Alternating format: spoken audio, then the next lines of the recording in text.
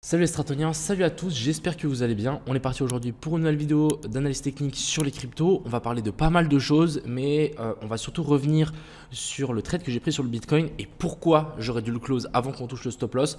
Ça le fait à chaque fois et quand on voit ça, je pense qu'il faut directement close sa position. Donc on va revenir sur ça. On va aussi checker 2-3 petites cryptos qui sont assez intéressantes. On a le APT qui est en train de s'envoler, on a le SUI aussi. Donc ça on va checker aussi. Et puis on va parler aussi du projet donc GameGPT qui a fait parler beaucoup de lui sur Twitter, donc on va faire un tour là-dessus. Moi j'ai eu aussi une pré-sale, donc je vais vous montrer le projet et je vais vous expliquer aussi un petit peu pourquoi il y a eu autant de drama, parce qu'à mon avis c'est quelque chose, c'est un point que tout le monde doit checker avant d'investir dans un projet, donc on va faire un petit peu de prévention aussi. Enfin bref, j'espère que cette vidéo vous plaira, on est parti. Crypto, million. Crypto, million. On va direct commencer par du coup le projet, donc c'est GameGPT. C'est quoi? C'est un projet de gaming, donc c'est une plateforme dans laquelle ils vont mettre plein de jeux différents. Moi j'ai surtout été beaucoup hypé par ce projet simplement parce que j'ai vu qu'il y avait écrit ici qu'ils avaient un partenariat avec chess.com. Je fais beaucoup d'échecs donc ça m'a parlé. Sinon voilà, je connais juste League of Legends. Bon, les autres je joue pas, mais League of Legends j'ai déjà fait des parties bien évidemment. Mais en gros c'est surtout pour ça que je me suis intéressé et on m'a proposé en fait de acheter ces cryptos, donc le duel, avant qu'ils sortent en échange que j'en parle. Donc c'est ce que je fais actuellement. Alors il y a beaucoup de gens qui ont critiqué du coup Alan et Crypto Future parce qu'ils ont partagé simplement qu'ils avaient acheté en pré-sale, surtout qu'en fait Alan il a tout expliqué à l'avance qu'il allait vendre ses jetons au listing, etc. Actuellement moi je les ai pas vendus. Le prix actuellement il tourne autour des 19 centimes. On a eu un super pump et ensuite ça a retracé, c'est les bots et là on est en train de latéraliser. Alors pourquoi il y a eu autant de drama? Simplement parce qu'en fait la tokenomics n'est pas folle. Clairement la tokenomics est pas du tout incroyable et je pense que c'est quelque chose qu'il faut vraiment qu'on check avant d'investir dans un projet, n'importe qui. Mais en gros ici on peut voir que la supply elle augmente assez vite. Donc en gros qu'est-ce qui se passe? C'est qu'il y a beaucoup de tokens qui vont être libérés, beaucoup de tokens qui vont être distribués et s'il y a beaucoup de tokens qui sont distribués et qui sont du coup envoyés à certaines personnes, qu'est-ce qui peuvent se passer? Ils peuvent dumper le marché. Donc clairement, quand on voit ce genre de truc, t'as pas forcément envie d'investir dans un projet où ça monte autant. Donc c'est vraiment pour ça que moi je vous mets en garde. Moi c'est sûr, je vais sans doute vendre une petite partie. Je vais garder aussi une petite partie parce que je crois au projet, passer du gaming, etc.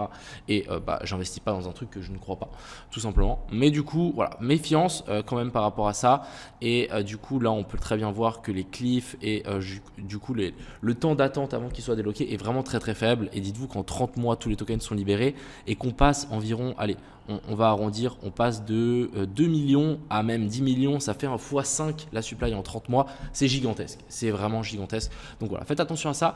Par contre, le projet, vraiment, il est super bien. Donc vraiment, même si un projet est super bien, on peut avoir une tokenomics dégueulasse. Donc il faut vraiment essayer de jauger le truc. Donc voilà un petit peu le topo. La chart, on a quand même fait un petit rebond par rapport à ce plus bas là, qui était sur la zone des 12 centimes. On est monté jusque vers la zone des 24 centimes. Donc on a fait un x2 quand même par rapport au plus bas. Donc c'est plutôt pas mal. Moi, j'ai hold encore une fois tous mes tokens. On verra ce que ça dit dans les jours à venir. On verra. Mais clairement, les tokens que je vais recevoir plus tard, je vais bien évidemment les garder. Voilà pour ce petit projet. Maintenant, j'ai envie de vous montrer un petit truc quand même sur Twitter que j'ai vu. Donc c'est ceci, vous allez me dire c'est quoi cette charte? Mais en fait c'est le Bitcoin à l'envers et clairement ici qu'est-ce qu'on peut voir? C'est qu'on a retracé, donc on est passé de 20 000 à 48 000. Mais on est venu chercher pile poil la zone des 0,108, c'est pour ça que j'avais close mon long sur ces niveaux-là et on est venu récupérer ce lot. Donc on vient récupérer un lot plus on vient chercher la zone des 0,108, on peut largement se retourner et descendre un peu plus bas. C'est exactement le scénario que moi je vous ai parlé assez souvent, c'est maintenant le top est potentiellement trouvé et c'est simplement corriger en fait tout ce mouvement ici à la baisse et venir récupérer la zone de rechargement de longue ici en dessous. Donc je vais vous tirer un gros rectangle entre la zone des 22 500 et 28 000, c'est quelque chose qui est complètement faisable, c'est quelque chose qu'on a déjà fait dans le passé, donc voilà, c'est exactement ce qu'on est venu faire ici. Si on ne prend pas en compte le dump ici du Covid, mais on est bien monté chercher la zone 0,108 et ensuite on a corrigé et après on a eu le halving et après on est parti vraiment en bull run. Donc est-ce qu'on va faire la même chose ici? Moi je serais vraiment pas étonné si on revient chercher la zone ici des 24 800 qui sont la zone d'usement. On a laissé ici un équalo, ça me semblerait complètement évident qu'on vienne récupérer ça. Enfin bref, on verra. Si on zoome un petit peu sur ce graphique, on peut voir qu'on a aussi une petite inversion de structure. Après, elle n'est pas ultra clean, mais en gros ici on a notre cos et notre boss. Donc si on a un rebond, je pense que ça pourrait être assez intéressant de tenter un short sur ces niveaux-là et target un petit peu plus bas. Maintenant, on va passer sur la chart que je vous ai partagée hier et le trade que j'ai pris donc en longue, j'ai tenté. Donc je vais vous montrer. En gros, on a mon setup qui s'est mis en place. On a eu une prise de liquidité sous ces lots et ensuite ici on est venu faire un petit boss. Donc très bien. Moi j'ai tenté de long ici avec un stop loss juste en dessous.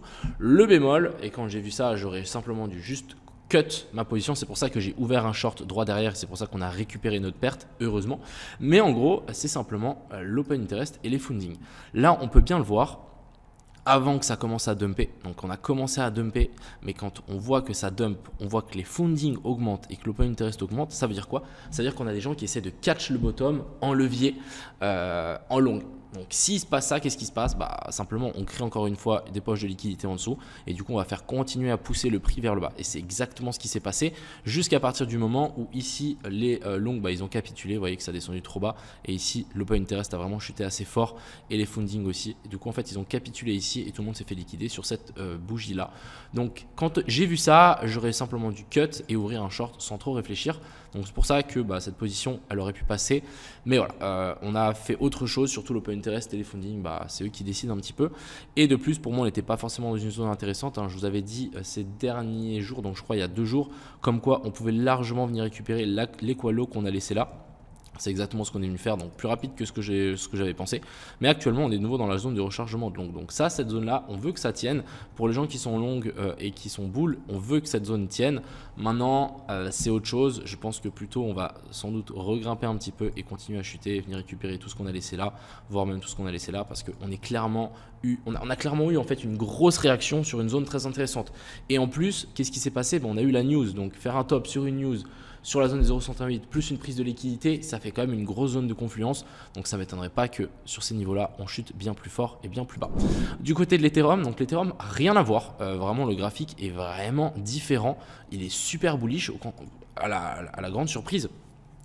On a quand même, une petite inversion structure ici, on a quand même notre COS et notre boss, mais en théorie, on peut largement voir aussi une correction en ABC. Si on réintègre le bas du range, je pense qu'on peut largement venir chercher un nouveau plus haut. Donc la zone dans laquelle il faudra se méfier ici pour Ethereum, c'est la zone des 0,108 de toute cette baisse. C'est la zone dans laquelle on veut casser.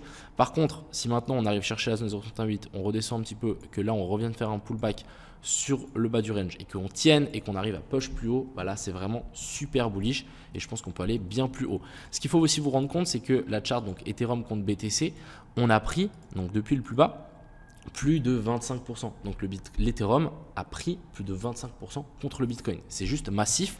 Pour moi, l'inversion structure est trouvée. Pour moi, le bottom ici est trouvé. Donc on peut potentiellement s'attendre à ici une petite redescente. Mais en théorie, le bottom ici est trouvé donc contre Ethereum BTC. Et je pense qu'on va venir retracer toute cette baisse ici et l'Ethereum va prendre beaucoup plus de force contre le BTC. Donc clairement, si jamais vous avez des BTC, personnellement, moi j'aurais déjà swap et je les aurais pris en net. Encore une fois, c'est pas un conseil en investissement, mais vous avez capté.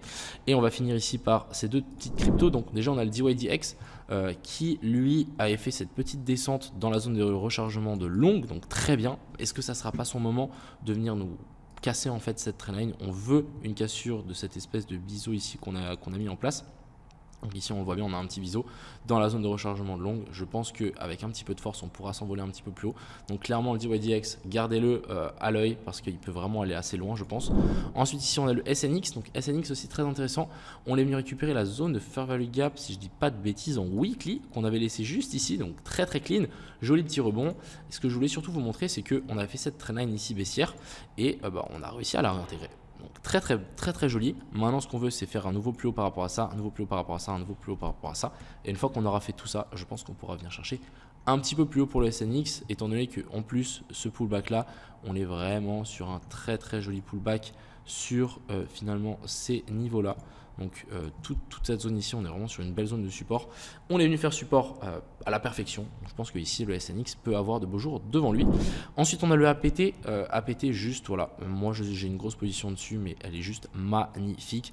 Le pullback ici est juste incroyable et la bougie ici est juste magnifique. On va faire un joli avalement haussier.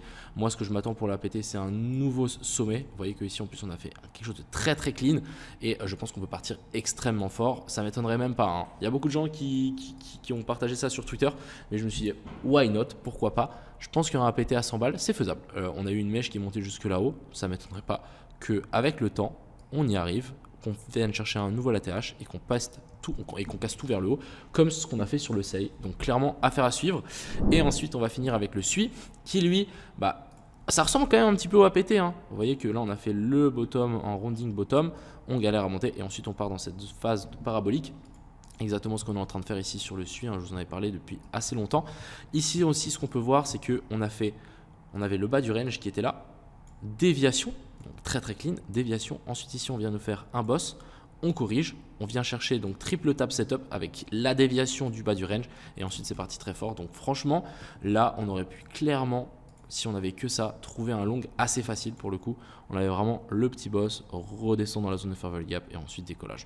Donc voilà un petit peu pour aujourd'hui. Je trouve qu'on a pas mal de choses intéressantes. Le Bitcoin est plutôt baissier, donc je pense que si vraiment on a un rebond, ça pourrait être une belle zone pour short. Et l'Ethereum, rien à voir, la chart est beaucoup plus haussière que du coup le Bitcoin. Enfin bref, voilà, j'espère que du coup cette vidéo vous a plu. Je vous souhaite à tous une agréable fin de journée. Strip to million. Ciao.